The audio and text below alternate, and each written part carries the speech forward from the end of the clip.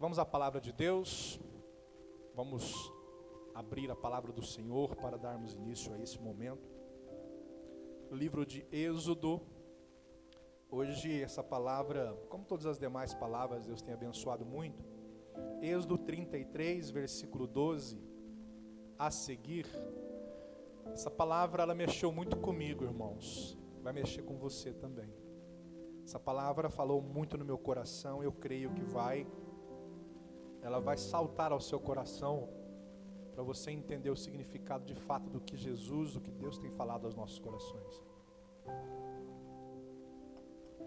Êxodo capítulo 33, versículo 12. Dá uma olhadinha para mim antes de dar a sequência. Nós vamos ler alguns versículos desse texto. Glória a Deus. Nós vivemos um período de situações, e é um período de muita subjetividade. Cada um de nós busca em Cristo ou busca fora de Cristo uma suficiência para a vida. Todos nós que estamos na vida humana, né, e eu fico assim analisando o que é a vida humana, que é o começo, meio e o fim, tem sempre as crises, as adversidades, as lutas, e nós vivenciamos dessa vida essa busca constante de acharmos que somos suficientes em todas as coisas. Mas existe também um lado antagônico disto, que é a insuficiência, o auto-boicote. Porque as pessoas, elas vivem relacionamentos, vivem em profissões, vivem em empresas, e elas sempre se imaginam insuficientes em alguma área da vida. Às vezes uma mãe não se sente suficiente para com os filhos, e ela vive então uma crise do auto-boicote, que é uma crise da insuficiência. E aí as pessoas começam a se cobrar muito, porque no relacionamento às vezes elas não se acham suficiente para aquele relacionamento, para aquela profissão, aquele trabalho que você entrou. Às vezes você não se sente bem. Estava no CRAS fazendo estágio de psicologia, e um colega nosso, ouvindo a supervisora do estágio falar, ele olhou para mim assim e falou assim: rapaz, eu acho que eu sou burro, que eu estou entendendo nada. Eu falei: não é assim, fica tranquilo. Ninguém é suficiente em todas as coisas, ninguém é bom em tudo. Você pode ser bom em umas coisas, bom em outra, e pode não ser tão bom naquilo que você gostaria, porque ninguém vai conseguir ser bom em todas as coisas. Ninguém pode julgar você por não ser bom em todas as coisas. Uma das coisas que mais me chama a atenção às vezes é o teste QI. O teste QI, a pessoa que faz o teste QI, que tem um QI baixo, ela é julgada insuficiente. E a pessoa que tem um QI alto é julgada a pessoa suficiente. Mas o teste QI, para mim, ao meu ver, é um teste engessado. Porque eu posso não ser bom naquele teste. Eu não sei se alguém que já fez o teste palográfico, às vezes vai tirar porte de arma, às vezes vai fazer teste no Detran, às vezes vai fazer teste para alguma coisa psicotécnica. O teste palográfico, você está ali e a psicóloga fala assim: vai fazer os pauzinhos aí. Você faz 1, 2, 3, 4, para. 1, 2, 3, 4, vai, para. Esse é o teste palográfico. E às vezes ali você está pensando assim: para que serve esse teste? Né? Às vezes você se pergunta: para que serve esse teste? Nunca ninguém te falou, né? Tá, e nem eu posso falar. Então, há uma razão para este teste. E às vezes você pensa assim: será que eu passei? Aí ninguém te dá o resultado, se é negativo, se é positivo, mas de repente você passou no exame psicotécnico. Você é uma pessoa apta para dirigir um carro, para portar uma arma. Você é pessoa apta porque você passou. Aí te julgam o suficiente. Então você é julgado por alguns testes, e alguns desses testes talvez você não passe. Só que não quer dizer que aquele teste que você não passou, que você não seja bom. Talvez você tenha uma outra forma de enxergar as coisas. E aí você busca essa autossuficiência. E quando você não é bom no seu trabalho, naquilo que você faz, você se cobra. Só que, no fundo e na verdade total, ninguém é suficiente em nada. Ninguém é suficiente em nada. E a única forma de entender isso é entendendo a palavra de Deus. Porque você vive no mundo físico, mas que nesse mundo físico está inserido o mundo invisível. Você já reparou aquele momento que você está numa rua, passando numa rua, e vem um cachorro em sua direção, e você automaticamente pega uma pedra invisível? Quem é que nunca fez isso, né? Você pega uma pedra invisível, o cachorro não está com medo da pedra, ele está com medo da sua reação, porque ele pensa assim: se ele é doido para pegar uma coisa que não existe, ele pode me machucar. Ele pode me machucar. Porque o cachorro nem sabe que você tentou pegar uma pedra invisível. Nem sabe, mas você acha que está com a pedra invisível. E esse sentimento, às vezes, está no mundo espiritual. Você acredita que está lutando contra Satanás, que você tem uma pedra invisível e ele não está enxergando isso. A verdade é que o diabo, ele tanto tem ação no mundo físico, como ele está no mundo invisível. E o que nós precisamos aprender e entender, que não haverá suficiência para as nossas vidas, se nós acreditarmos apenas na força dos nossos braços. E olha o que vai dizer na palavra de Deus, num diálogo entre Deus e Moisés. Dá uma analisada no capítulo 33 comigo, a partir do versículo 12, esse bate-papo de Moisés conversando com Deus, e vocês vão entender alguns pontos específicos. Êxodo 33, versículo 12 diz assim: E Moisés disse ao Senhor: Eis que tu me dizes, fazes subir a este povo, porém não me fazes saber a quem hás de ir conosco. E tu dissestes: Conheço-te por teu nome, também achastes graças aos meus olhos.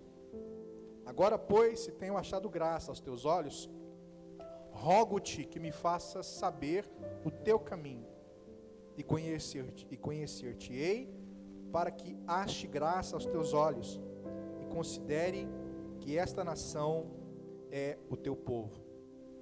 Disse, pois, irá a minha presença contigo, para te fazer descansar. Então lhe disse, quem? Moisés. Disse: se a tua presença não fores conosco, não nos faça subir daqui. Digam misericórdia. Aleluia. Olha para cá, deixa eu compartilhar isso aqui com você. Deus estava olhando para uma nação que ele havia tirado do Egito, da escravidão total de 430 anos.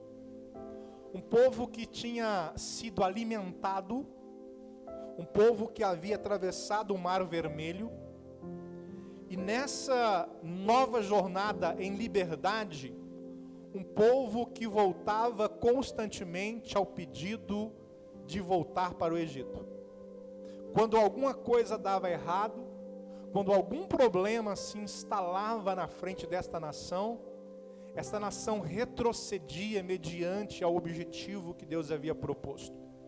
Eles reclamavam porque não tinha comida, reclamavam porque não tinha tempero para fazer a comida, reclamavam porque não tinha pão para comer, reclamavam porque não tinha carne para comer, reclamavam quando alguma coisa de errado acontecia, e eles nunca colocavam o foco deles nas coisas boas, ou nos momentos de celebração que Deus havia entregue nas mãos deles. Eles nunca davam um valor exato aos milagres no deserto, às bênçãos conquistadas, às bênçãos conseguidas da parte de Deus para com a vida deles. Qualquer tipo de crise ou adversidade, eles vivenciavam a reclamação, eles murmuravam contra a liderança, eles reclamavam contra Moisés, reclamavam contra a impetração da lei, reclamavam contra o princípio de Deus para com a nação, mas nunca davam graças e nunca celebravam as conquistas que Deus lhe havia proporcionado no deserto. Então chegou o momento em que Deus olha para Moisés e diz: Moisés, vamos fazer o seguinte, a partir de hoje eu vou determinar que a terra prometida, Canaã, seja a terra de bênção para a vida de vocês. Eu tenho uma palavra de promessa, Moisés, e eu vou cumprir com a minha palavra.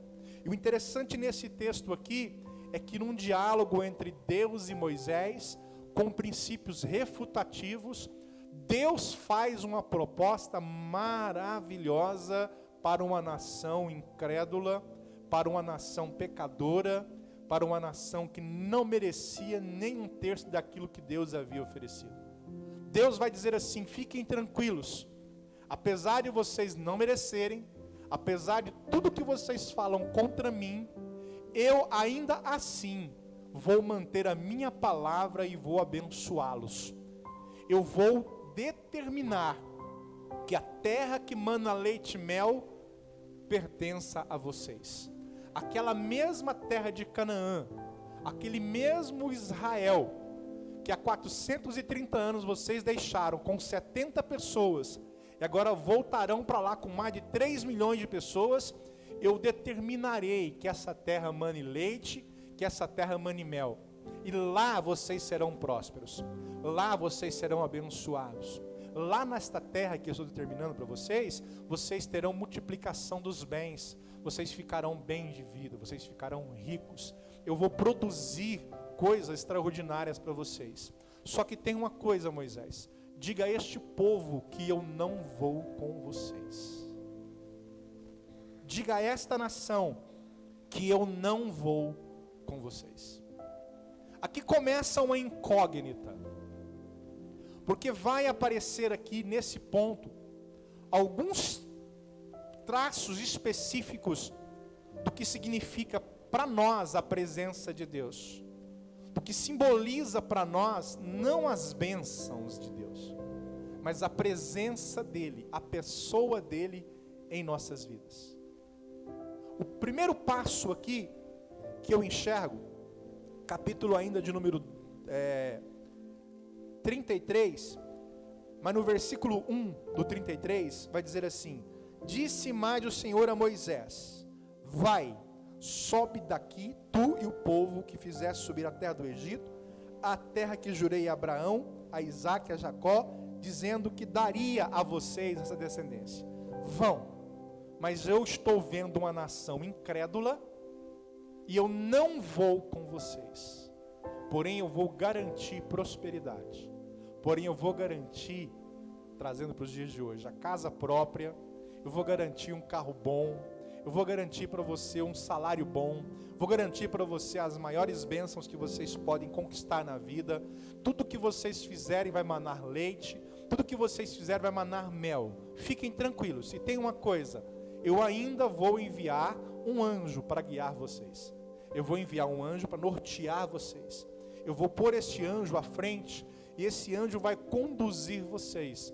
Mas não se esqueçam, eu não vou.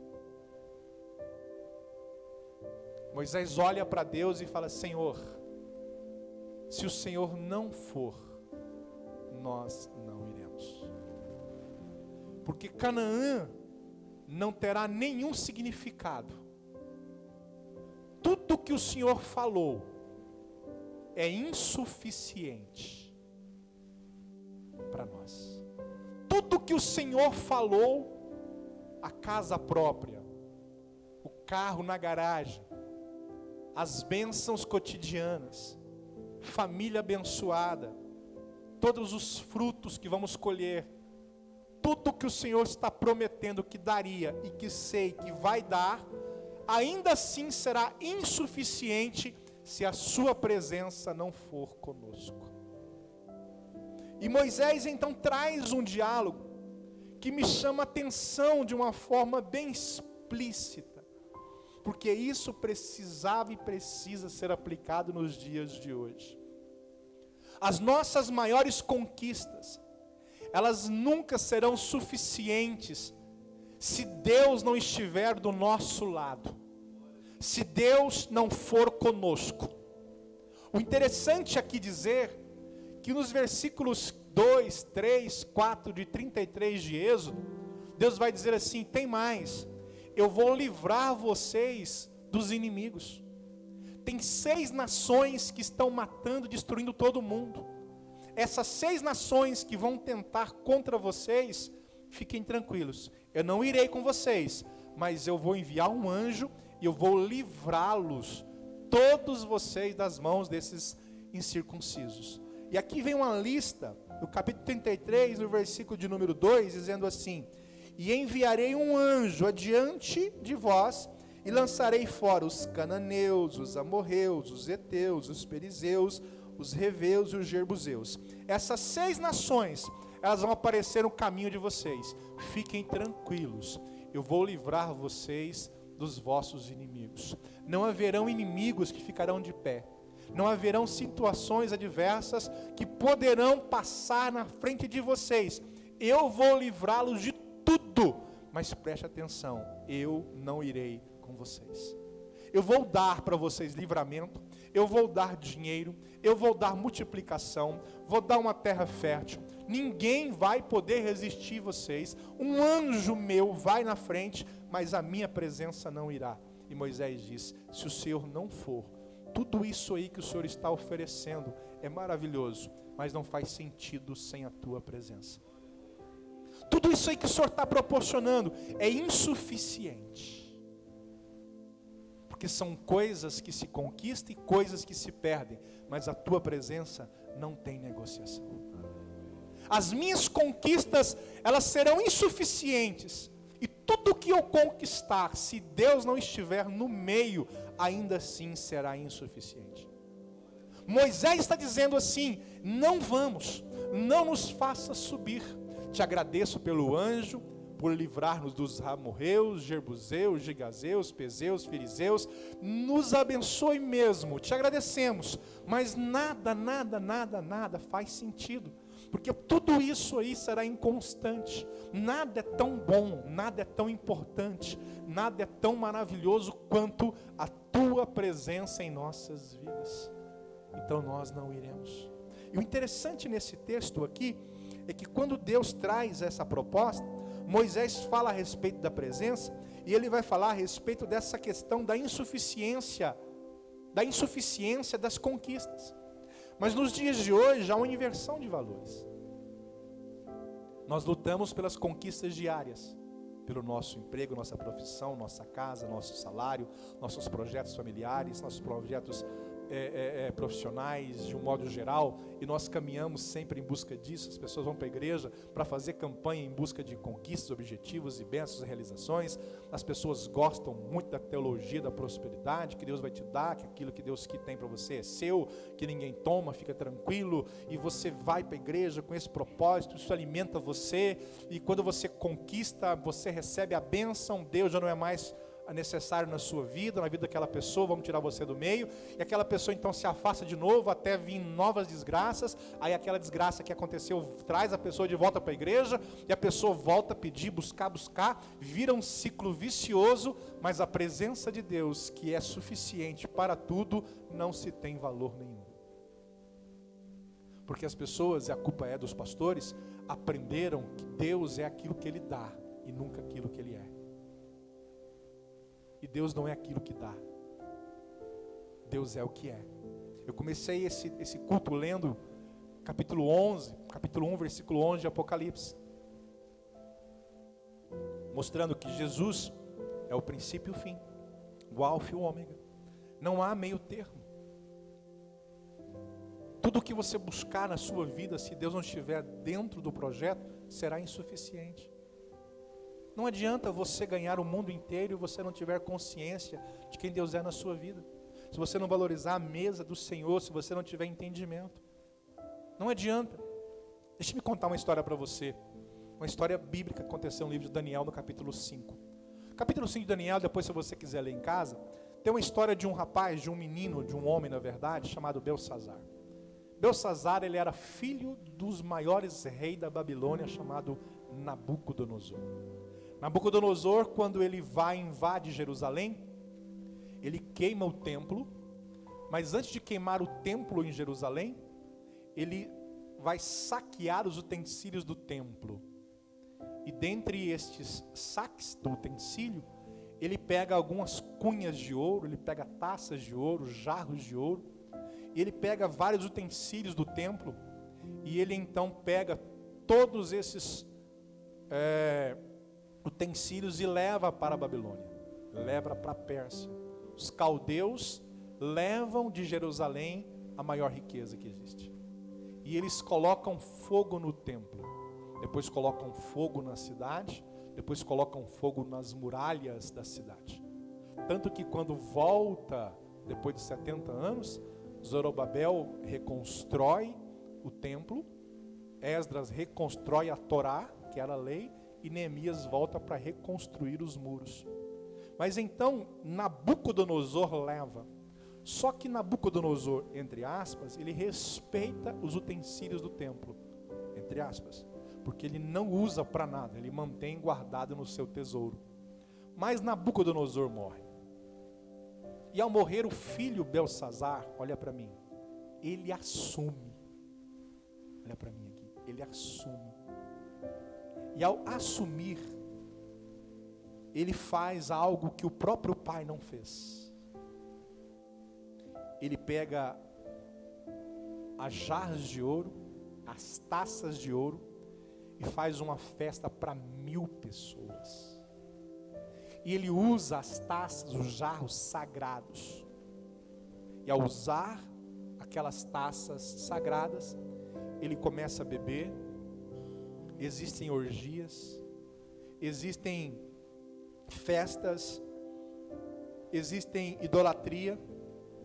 Adora-se a deuses de prata, adora-se a deuses de bronze, adora-se a deuses feitos de ouro, e usando as taças, e usando as jarras de ouro, que eram consagradas para o templo, que o pai dele, Nabucodonosor, havia saqueado do templo de Jerusalém, que foi destruído e queimado.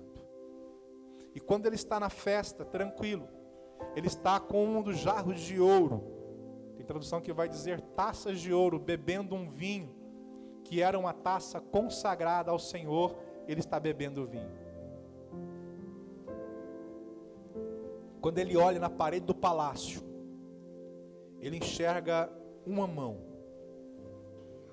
e nessa mão começa uma escrita, e nessa escrita está dizendo assim, Mene, Mene, Tekel, Parsim. E quando ele vê aquela mão escrevendo nas paredes do palácio, ele fica desesperado.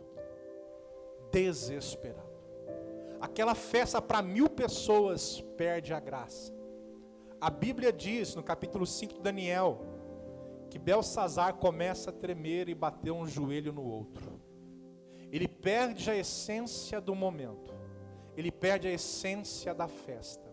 E naquele instante que ele perde, ele para com a festa. Para com a festa.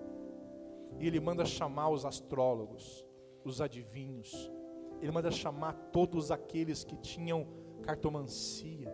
E ele traz todo mundo para tentar mostrar para ele o que significava aquelas mãos escritas, escrevendo nas paredes. E ninguém, em um lugar do reino, ninguém podia revelar a ele. Até que a rainha, a esposa dele, entra e diz assim: existiu no tempo dos teus pais um homem, um jovem, que foi trazido de Jerusalém quando os teus pais saquearam a cidade, queimaram o templo, e ele veio na remessa dos homens inteligentes. O nome dele é Daniel, e ele pode te revelar, porque ele tem o entendimento e a excelência do Deus dos deuses. Chamaram Daniel. Belsazar olhou para ele e falou assim: quanto você quer para revelar a mim tudo o que você puder a respeito das mãos e da escrita que ficou nas paredes do palácio? E a escrita é Mene, Mene, Tekel, Parsim. E Daniel olhou para ele e falou assim: não precisa me pagar nada, guarda o teu dinheiro, porque aquilo que Deus me falar, isto eu revelarei. E então a Bíblia vai mostrar que Daniel foi no palácio e olhou na parede. E quando ele lê aquelas palavras, Mene, Mene, Tekel, Parsim, ele vai dizer assim: Mene, Mene, Tekel, Parsim. Que vai dizer: você foi pesado na balança. você foi julgado nas ações e você foi achado insuficiente. O teu reino vai passar ainda hoje. Tudo que você fez, todos os teus reinos, todas as suas conquistas, todas as suas falácias, os teus tesouros, tudo que você construiu, todo o império que você tem, Belsazar, tudo que você herdou do teu pai, não será suficiente para aquilo que Deus fará agora. A Bíblia diz que quando Daniel sai do palácio, naquela mesma noite, o rei Belsazar cai morto. Sabe por quê? Porque tudo que as pessoas conquistam sem Deus, ainda assim não haverá suficiência. Deus é suficiente em tudo. Você pode morrer sem nada, no sentido humano e físico da palavra, mas se Deus for contigo, você tem todas as coisas. Você pode não ter muitos recursos financeiros, você pode não ter tantas coisas maravilhosas nesta vida, mas o que está preparado para você na vida futura são coisas que os olhos não viram, os ouvidos não ouviram, e ninguém pode afirmar para você de fato como é, porque são coisas maravilhosas demais, diz o apóstolo, coisas maravilhosas demais para mim, porque é isso que eu estou tentando mostrar para você. Aliás, ressignifico, tentando não, mostrando para você que você não pode fitar os teus olhos nessa suficiência, entre aspas, que o mundo está tentando oferecer, que o mundo está tentando te mostrar, porque não há suficiência nisso. Não há suficiência nisso. E Moisés vai dizer: Senhor, eu quero que o Senhor ressignifique a sua palavra. Se o Senhor não nos der Canaã, se o Senhor não nos der a terra que emana leite e mel, se o Senhor não nos der além daquilo que nós já temos, tudo certo, desde que o Senhor se mantenha presente em nosso meio. E essa palavra foi boa, porque Deus disse assim, eu já li e vou reler, capítulo 33, versículo 14, Deus disse, pois, a Moisés, irá a minha presença contigo, para te fazer descansar. Então lhe disse, se a tua presença não fores conosco, não nos faça subir. Como, pois, se saberá agora que tenho achado graça aos teus olhos, eu e o teu povo? A casa não é por andares tu conosco? Como que você sabe que você é um bom cristão, um bom crente? Você não é avaliado por aquilo que você conquista. Você não é avaliado por aquilo que você tem. Deixe-me dizer algo a respeito da forma que a igreja quadrangular é. Nós às vezes, eu não tenho problema nenhum em falar isso aqui gravado, nós às vezes somos avaliados pelo número de membros e pela arrecadação que temos. Igreja quadrangular? Não. Toda igreja. Toda igreja. E não pode ser assim. Porque um outro pastor olha para você e fala assim, quantos membros você tem? Quanto que você arrecada? Mas quase ninguém pergunta assim, quem você ajuda? Quantas pessoas você sustenta? Quem você alimenta? Para quem você estende a mão e ninguém vê? Não deixe as pessoas julgarem você pelas suas ações. Não deixe um pastor de ministério, quadrangular, assembleia, batista, presbiteriana, julgar você pelas suas conquistas. Tem gente que está sofrendo na vida, sofrendo. Aí chega um incircunciso e fala assim, está sofrendo assim porque pecou. Eles nunca associam o sofrimento a uma permissão de Deus. Eles nunca associam a sua dor a uma prova permitida por Deus para um bem maior. Eles nunca associam a sua perca a um propósito. Talvez a uma manutenção de Deus na sua vida. Eles nunca associam você. Então não deixe um quadrangular, um batista, um assembleiano, um presbiteriano julgar. Eu não sou julgado pelas minhas conquistas. Eu fico analisando a minha vida ministerial. O que eu já alcancei não tem a ver com quantidades. Não tem. O que essa igreja faz, sendo uma igreja pequena, tem igrejas gigantescas que não fazem 1/3.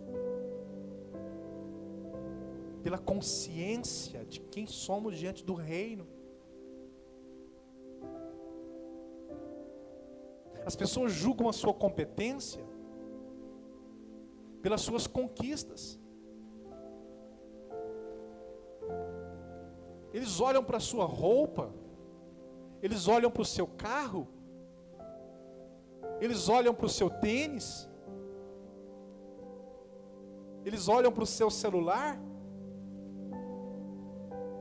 e eles começam a avaliar você pelo que você tem.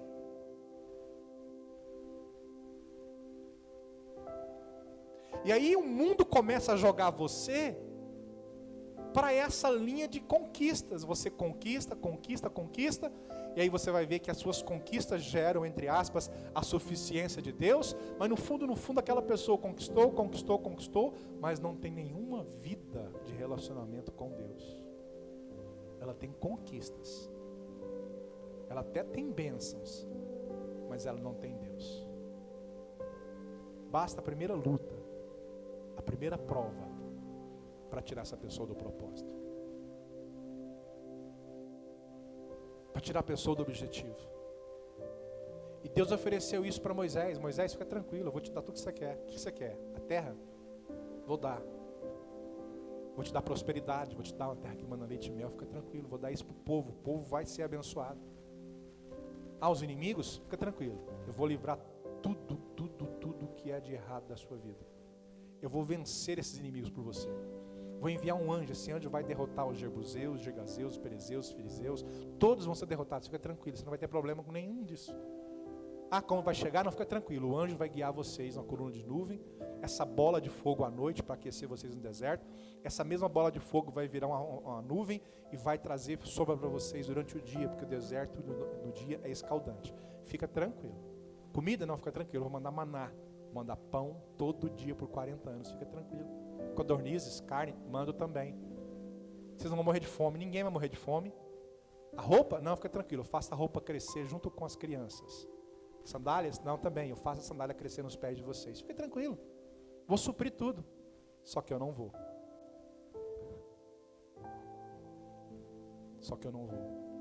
Então isso é antagônico a tudo aquilo que nós aprendemos. Que Deus dá, lógico que Deus te dá, irmão. Olha para vocês, que povo bem vestido, olha que povo bonito. Dá uma olhadinha, que coisa maravilhosa. Você tem o seu lugar, você tem condições de pagar a sua casa, você tem condições de pôr gasolina, você não tem andar a pé, mas você tem pé para andar, olha que coisa maravilhosa. Você é abençoado por Deus, você é abençoada por Deus. Mas não é isso que conota se você é bom ou não diante de Deus. Sabe o que conota? O seu joelhinho dobrado na oração.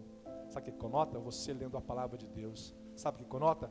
Mateus 6,2, aquilo que você faz em silêncio, que ninguém está olhando, mas Deus está te enxergando.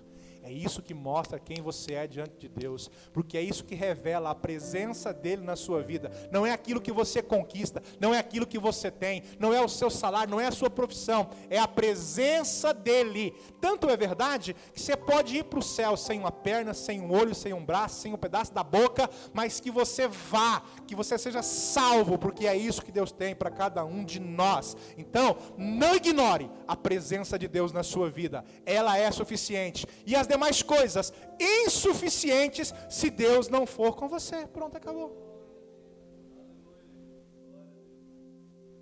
Acabou. As suas conquistas só farão diferença na sua vida se Deus estiver nela.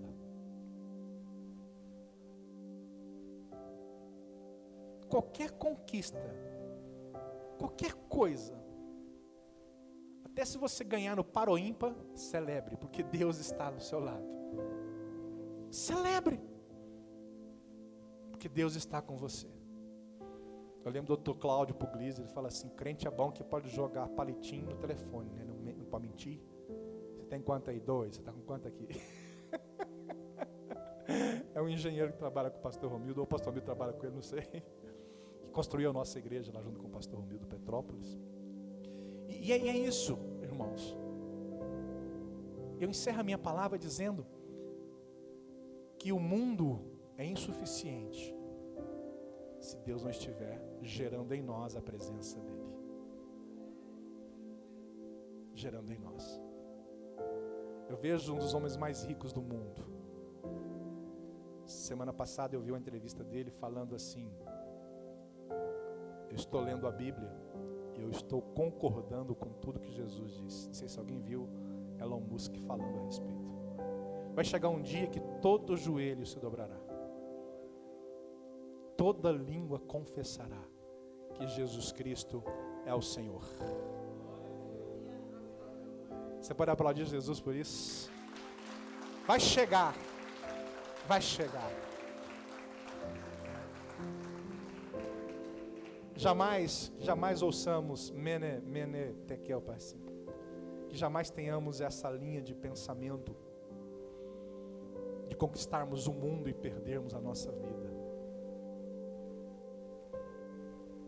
Tomara que você alcance todas as coisas que Canaã proporcione. Porém, que você não perca a essência da presença de Deus na sua vida. Que você aprenda todos os dias a ler esta palavra. Todos os dias.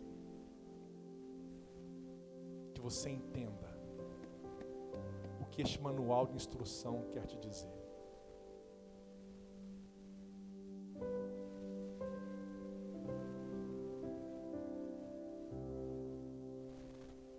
A Bíblia diz: passarão os céus e a terra, mas as minhas palavras não passarão. Examinai as Escrituras, porque julga-se ter nelas o dom da vida eterna. É aqui, ó, é aqui. É lá no teu secreto, quando as tuas lágrimas caem. É lá no teu quarto, no teu escritório, quando as tuas orações sobem. É lá na direção do teu carro, quando você tem aquela dirigida de oração, que eu tenho demais as minhas dirigidas de oração. É lá, nesses momentos, que você vai entender a suficiência de Deus, que você vai compreender quem Deus é na sua vida.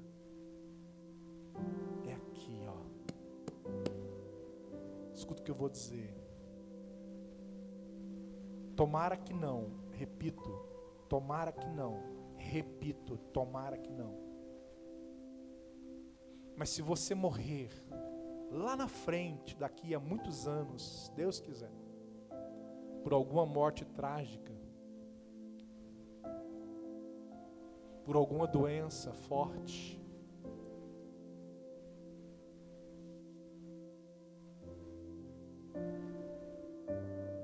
isto pode não ser nada, desde que você tenha Deus no seu coração. Ninguém sabe como vamos morrer. Tem crente que tem medo de falar da morte. Tem crente que acha que morte é uma maldição. Ninguém sabe o dia da partida. Mas será nesse dia que você terá o conceito da forma que você viveu. E todas as suas conquistas só farão sentido para quem vai herdá-las se você deixou o legado da palavra de Deus para elas. Porque eu aprendi que herança é aquilo que os mortos deixam para que os vivos se matem. Então, deixe a maior herança que possa existir, o legado da palavra de Deus. Irmãos, conquistem, consigam, comprem, sejam abençoados, mas jamais perca a essência da presença de Deus na sua vida. Nenhuma conquista é suficiente se Deus não estiver com você. Nenhuma. Coloca isso na sua cabeça. Nenhuma. Feche os seus olhos.